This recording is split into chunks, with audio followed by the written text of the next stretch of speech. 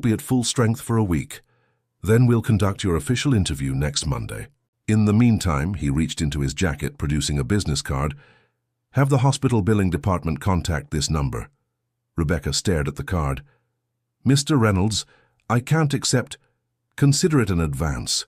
Meridian takes care of its people. As they left, Emma whispered, Thank you for helping my mom. Reynolds wondered why her gratitude felt more valuable than his last $1 million deal.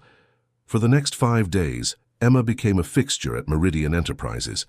With Rebecca's reluctant permission, after Reynolds arranged for a car service and proper supervision, Emma spent her afternoons in an empty corner office near Reynolds' suite, doing homework and occasionally shadowing various departments. Your operating margins could improve by reorganizing your supply chain, Emma announced on Wednesday afternoon, looking up from her math homework as Reynolds stopped by to check on her. He couldn't help but smile.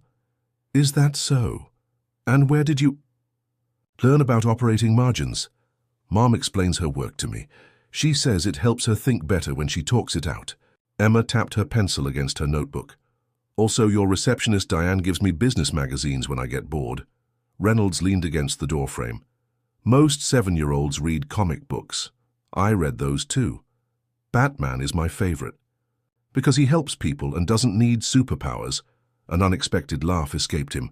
A pragmatist already. By Thursday, Reynolds' executive team had noticed their CEO's unusual behavior. Janet, his assistant of 15 years, observed him, checking his watch before Emma's scheduled arrival each day. She reminds you of someone, Janet remarked, placing budget reports on his desk. Reynolds stiffened. She's a child with remarkable potential. That's all. If you say so.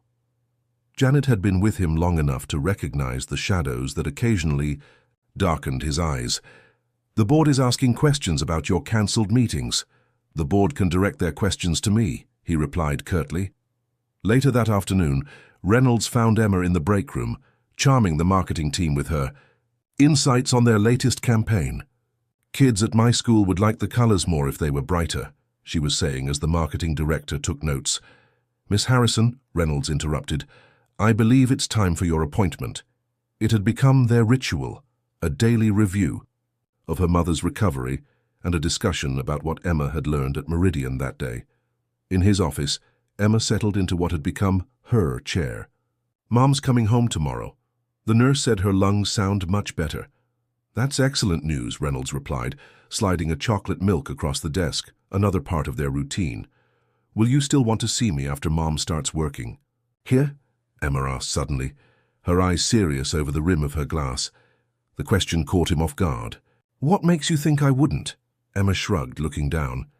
Dad didn't want to see me anymore. Sometimes people just stop wanting kids around. The simple statement struck Reynolds like a physical blow. In his 45 years, he'd faced hostile takeovers, market crashes, and betrayals by trusted colleagues, yet nothing had prepared him for the disarming honesty of a 7-year-old. Emma, he said carefully, some people leave because of their own failings, not because of anything you did. He hadn't meant to share the photograph that day. It had remained locked in his desk drawer for nearly 2 decades. Yet something compelled him to open the drawer and remove the silver frame. This was my daughter, he said, turning the frame toward Emma. Her name was Lily.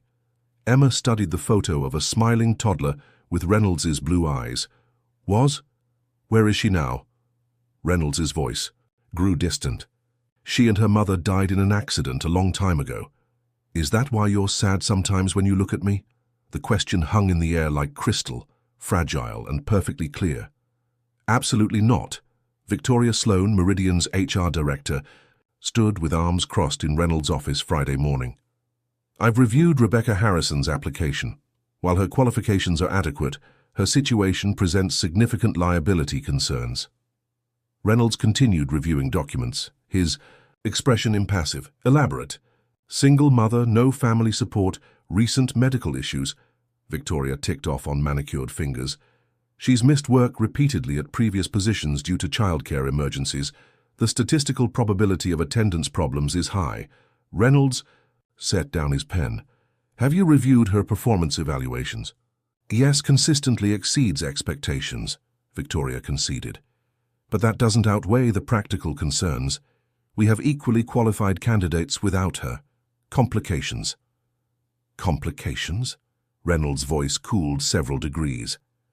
An intelligent, dedicated professional who successfully manages both her career and raising a remarkably well-adjusted child strikes you as complicated. Victoria shifted uncomfortably. Alexander, this isn't like you. The board is already questioning your judgment over this unusual interest. There are rumors. Rumors don't concern me, results do. He handed her Rebecca's portfolio. Her project management methodology saved Westlake $3 million last year. That's the only relevant factor. Later that afternoon, James Whitfield, Reynolds' oldest friend and Meridian's CFO, closed the office door behind him. Alex, we need to talk. Reynolds glanced up from his computer. If this is about Rebecca Harrison, it is, James confirmed, settling into a chair. But not for the reasons you think. He studied his friend's face. This isn't just about finding a qualified project manager, is it? Reynolds' jaw tightened. Her qualifications speak for themselves. I've known you for 30 years, James said quietly. Not since Caroline and Lily have I seen you like this. Don't, Reynolds warned. James continued gently. You've built walls so high that the board calls you the machine behind your back. Then this child walks in, and suddenly you're cancelling meetings and arranging hospital payments. What's your point, James? My point is that you need to be careful, not just professionally, but personally. James leaned forward. If you're seeing ghosts of what might have been, that's a vulnerable place to operate from. Reynolds turned to the window, looking out at the Chicago skyline. Did you know Emma makes her own lunch? Has since she was 5. She checks her mother's medication schedule and knows how to navigate hospital billing departments. He shook his head. She's 7, James. And Lily would have been 19 this year, James said softly. The silence that followed was answer. Enough. After James left, Reynolds opened his desk drawer and retrieved the silver frame again. Caroline's laughing face looked back at him as she held 2-year-old Lily on her lap. What would you think of my becoming involved in this situation? He asked the photograph. Am I seeing ghosts or an opportunity to finally do something right? As always, the photograph offered no answers, only memories of what he'd lost and the crushing weight of how he'd failed them. The intercom buzzed, interrupting his thoughts. Sir, Rebecca Harrison is here. She was released from the hospital this morning and asked to see you. Reynolds carefully returned the photograph to its drawer. Send her in. What happened next would determine whether his executive team's concerns were justified or whether something extraordinary was beginning. Rebecca Harrison stood in Reynolds' office, significantly improved from her hospital appearance, but still bearing the pallor of recent illness. She wore a simple navy blue suit, clearly her best, though several years out of current fashion. Mr. Reynolds, she began, her voice steady despite her evident nervousness, I came to thank you personally for your kindness toward Emma and for handling the hospital bills. I'll arrange a repayment plan. Please sit. Reynolds gestured to the chair across from him. No repayment is necessary. Consider it an investment. Rebecca sat, her posture perfect despite her discomfort. An investment requires returns, Mr. Reynolds. I haven't proven my value yet. Your daughter has been quite the ambassador, he replied with unexpected warmth. The marketing team is implementing her color suggestions, and the breakroom staff has added chocolate milk to the regular order. A smile briefly brightened Rebecca's tired face. Emma has that effect on people. She's always been able to talk to anyone. Her expression grew serious. But I need to apologize for putting you in this position. She was supposed to call and reschedule the interview, not attend it herself. Yet here we are, Reynolds observed. Sometimes the most significant opportunities arise from broken protocols. He studied her for a moment. Your official interview is scheduled for Monday, but I'd like to discuss something different today. Rebecca tensed slightly. Of course, Reynolds leaned forward. Why do you continue pursuing corporate positions when they've repeatedly rejected you because of your family situation? The blunt question hung in the air between them. Rebecca's eyes flashed with momentary anger, then determination. Because, I refuse to let my daughter believe that being a mother makes me less valuable professionally, because I'm excellent at what I do, regardless of my personal circumstances. She straightened in her chair. And frankly, because I need comprehensive health insurance more than inspirational workplace culture, or ping-pong tables in the break room. Reynolds nodded slowly. Practical priorities. I respect that. He paused, then asked, if hired, how would you handle the inevitable emergencies, Emma's illnesses, school closures? The same way I've always handled them, with contingency plans and backup systems, Rebecca answered without hesitation. I maintain relationships with 3 reliable babysitters, 2 after-school programs, and a network of other working parents for emergencies. She leaned forward slightly. Mr. Reynolds, I understand your concerns. Every employer has them. But what they fail to recognize is that single parents are the most efficient workers you'll ever find. We don't have time for office politics or extended lunches. We prioritize ruthlessly and maximize every minute because we have to. Reynolds studied her, impressed by her candor. Then he made a decision that would change Meridian's culture forever. Ms. Harrison, I'd like to offer you the position with one significant modification to the standard package. He slid a folder across the desk. This outlines a pilot program. I'm implementing flexible work arrangements with emergency childcare support for employees with family responsibilities. Rebecca stared at the folder. You're creating this because of me? No, Reynolds said quietly. I'm creating it because 17 years ago, my wife Caroline tried to return to work after our daughter was born. Every company she approached saw only complications, not her brilliance. He looked directly at Rebecca. I was too absorbed in building Meridian to notice how it destroyed her. The revelation hung in the air between them. What happened? Rebecca asked softly. Reynolds' face darkened with old pain. She was driving to yet another interview when a truck crossed the median. Emma reminds me of what Lily might have become. Understanding dawned in Rebecca's eyes. That's why you helped us. Initially, perhaps, he acknowledged, but your daughter's determination and your qualifications stand on their own merits. He extended his hand. The position is yours if you want it.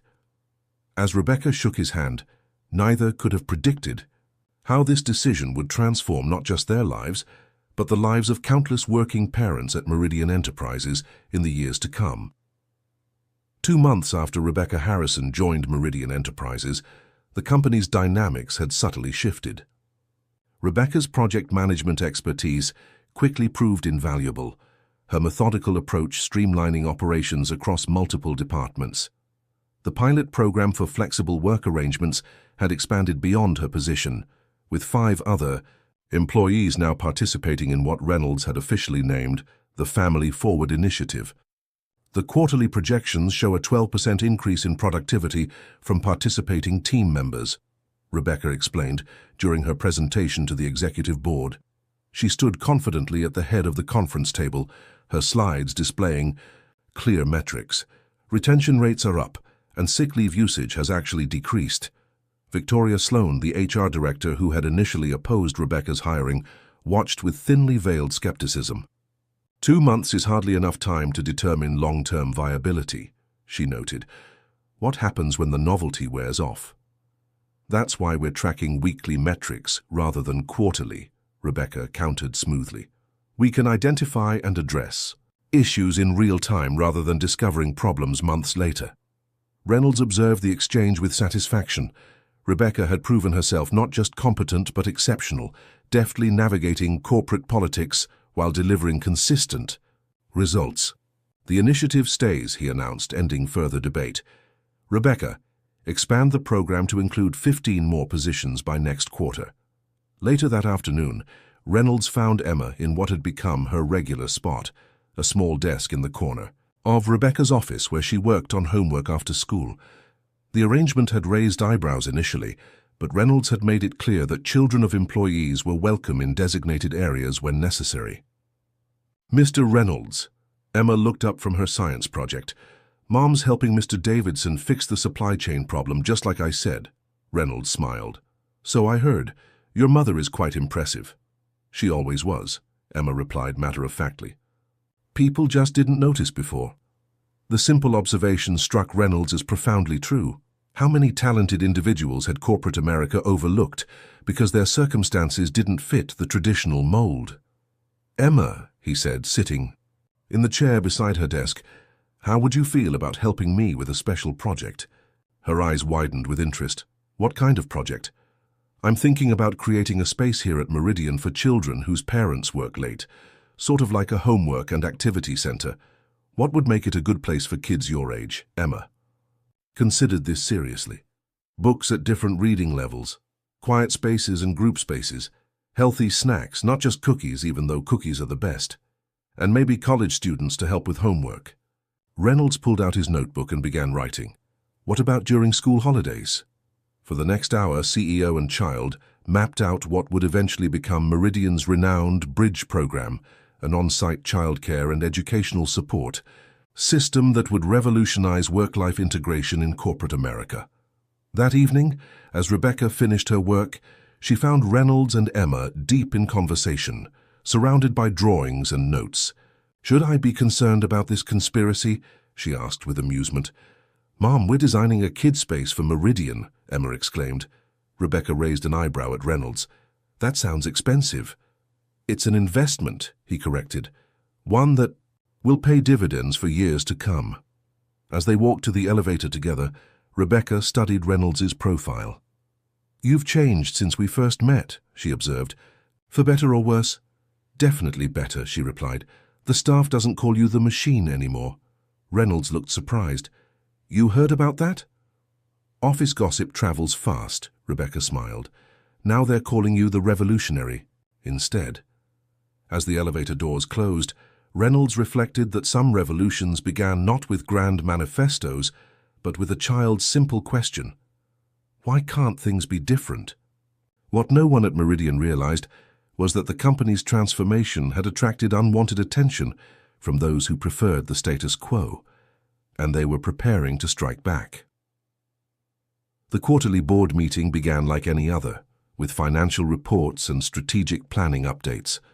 Alexander Reynolds sat at the head of the table, listening as James Whitfield presented the latest figures. "Overall revenue is up 7% from this time last year," James reported. "Particularly notable is the 22% increase in productivity from departments participating in the Family Forward initiative." Several board members nodded approvingly, but Gerald Harrington, the oldest member of the board and former CEO of Meridian, cleared his throat pointedly. "While these figures are impressive, I've been hearing concerns about company culture," Harrington said, his voice carrying the weight of his 30 years with Meridian. "There's a perception that we're becoming a daycare center rather than a premier financial services firm." Reynolds kept his expression neutral. "Would you care to elaborate?" "Children in the workplace, flexible schedules, remote work options," Harrington listed.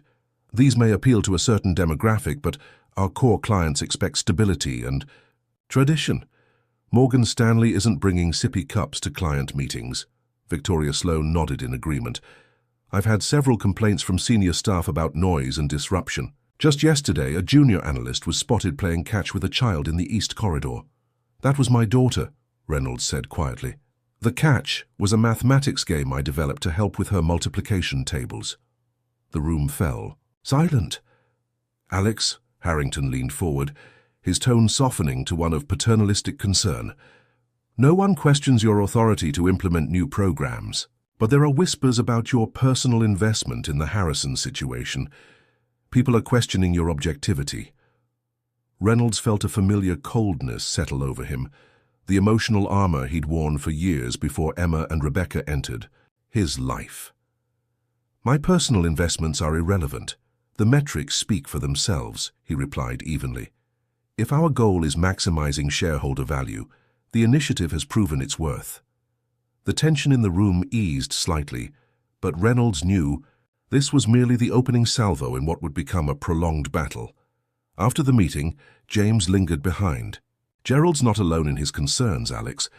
Victoria's been gathering ammunition, documenting every minor incident involving children on the premises, tracking any project delays from flexible workers." "Let her," Reynolds replied. "The data supports our position." "This isn't just about data," James warned. It's about power and perception. Gerald still has significant influence with the older board members. They see these changes as a rejection of the company they built. Reynolds gathered his papers. Perhaps it's time the company they built evolved. That evening, Reynolds found himself driving to Rebecca's modest townhouse in Lincoln Park instead of heading home to his penthouse. He'd been invited for dinner, a simple thank you for his mentorship of Emma, Rebecca had insisted. The domestic scene that greeted him was a stark contrast to the corporate battlefield he'd left behind.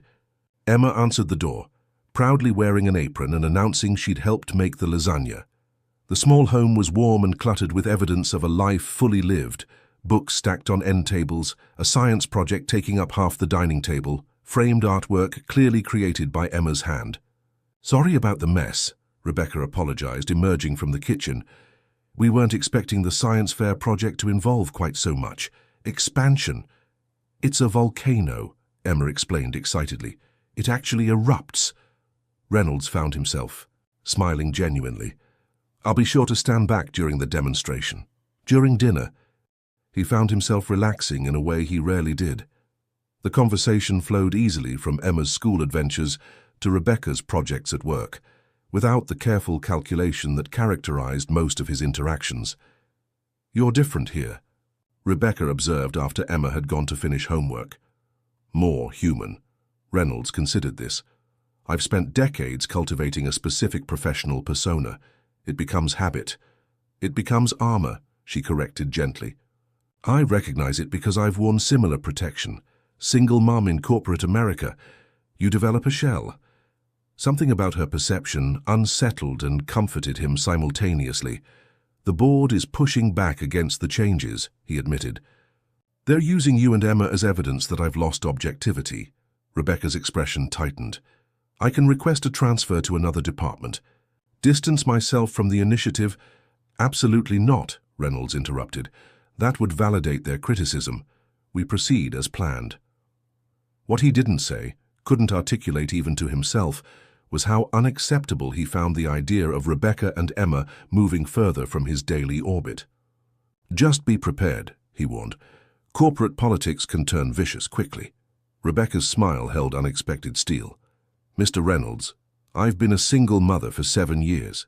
There's nothing corporate America can throw at me that's more challenging than raising a child alone while working full-time." As he drove home later, Reynolds realized he'd shared more about the board's inner workings with Rebecca than he had with most executives. More troubling was the realization that the prospect of losing his professional reputation, something that had once been his primary concern, paled in comparison to the thought of losing the tentative connection he'd formed with Rebecca and Emma. He was still contemplating this shift when his phone rang with news that would accelerate the coming conflict beyond anyone's expectations.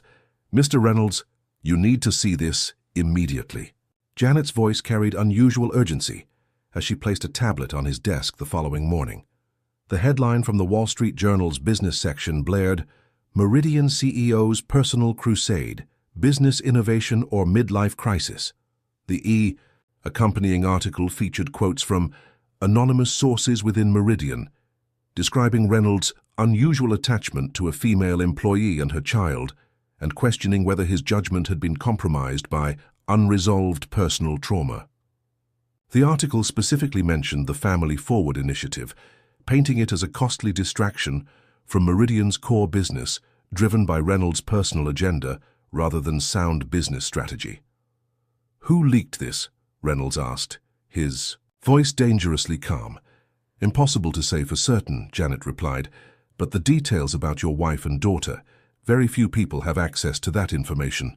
Reynolds's phone began ringing, board members, major clients, and industry contacts all demanding explanations. By noon, Meridian's stock had dropped 3 points, and the PR department was in crisis mode. Victoria Sloan appeared at his office. "Georgia," her expression a carefully constructed mask of concern. "The board has called an emergency meeting for 4 p.m. They're requesting your presence and—" She paused meaningfully. "They've specifically asked that Rebecca Harrison attend as well." "On what grounds?" Reynolds demanded. "They didn't share." "That information with me," Victoria replied with practiced innocence. I'm simply delivering the message." After she left, Reynolds immediately called Rebecca to warn her. "I've already seen the article," she said, her voice tight. "Emma's teacher called me. Some of the parents are discussing it. It's affecting my daughter now, Alexander." The use of his first name, something she'd never done before, registered the seriousness of the situation. "Rebecca, I'm sorry. I never intended—" "I know," she interrupted. "But intention doesn't matter much when my 7-year-old is hearing whispers about her mother's relationship with her boss." The implication struck him like a physical blow. "The article doesn't suggest—" "Not directly," Rebecca agreed.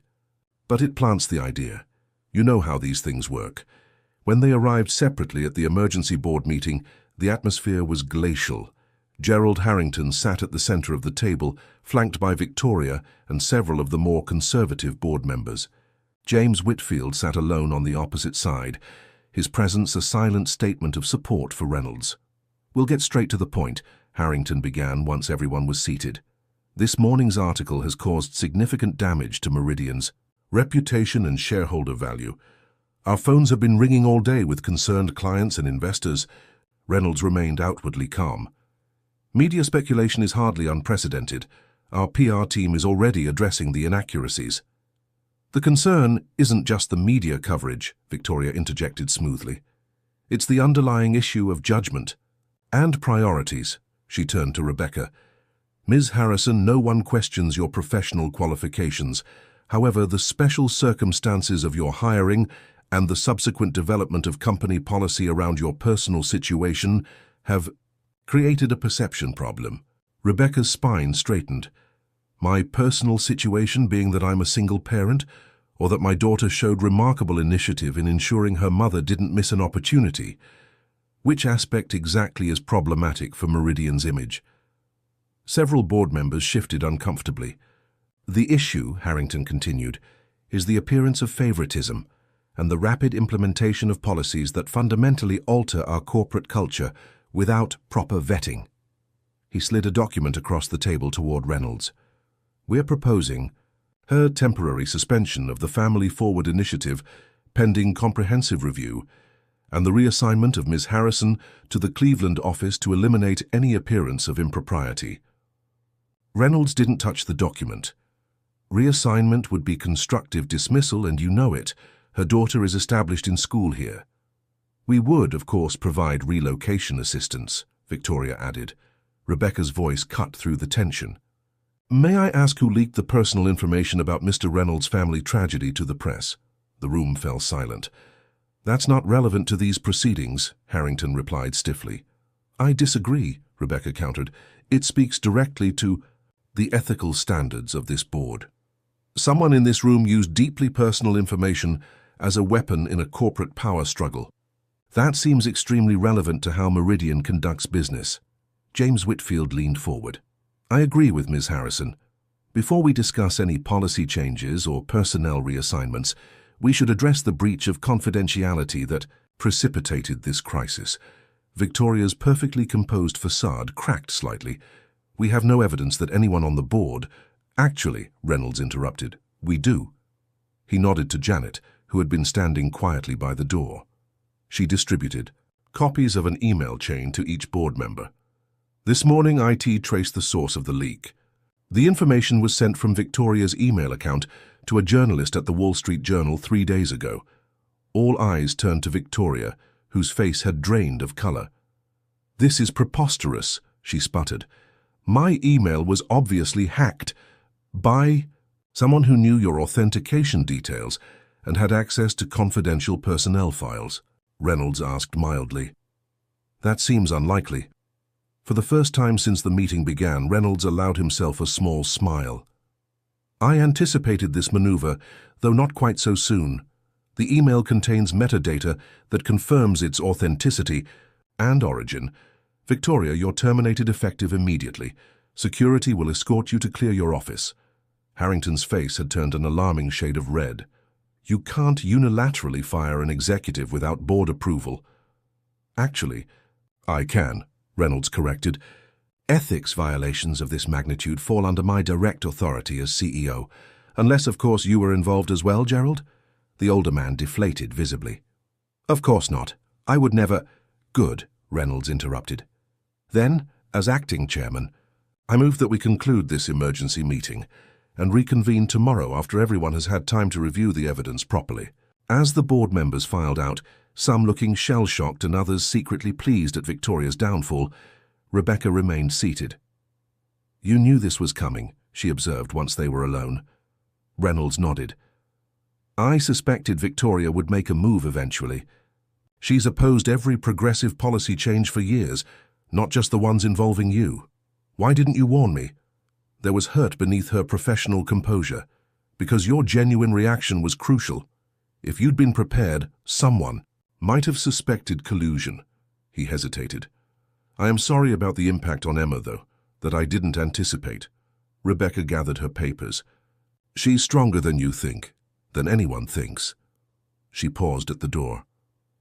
For what it's worth, I believe in what you're trying to build here, a company where success doesn't require sacrificing family.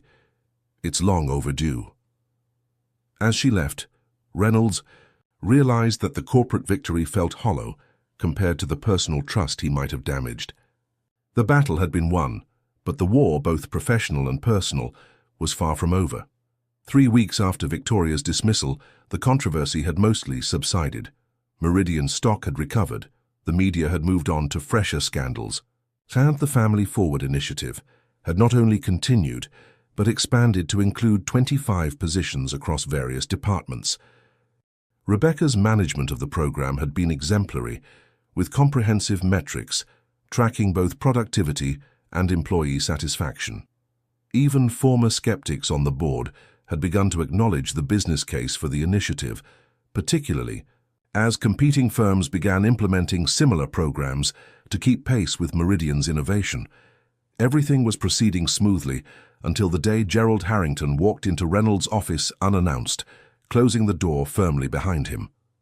We need to talk, Alex, he said without preamble, about your future with Meridian. Reynolds leaned back in his chair. I wasn't aware my future was in question. Harrington placed a thick folder on the desk between them. The board has been conducting a review of company leadership and succession planning, standard procedure for any corporation of our size. And, Reynolds prompted, though he already sensed where this was heading, and there are concerns about your long-term vision for Meridian.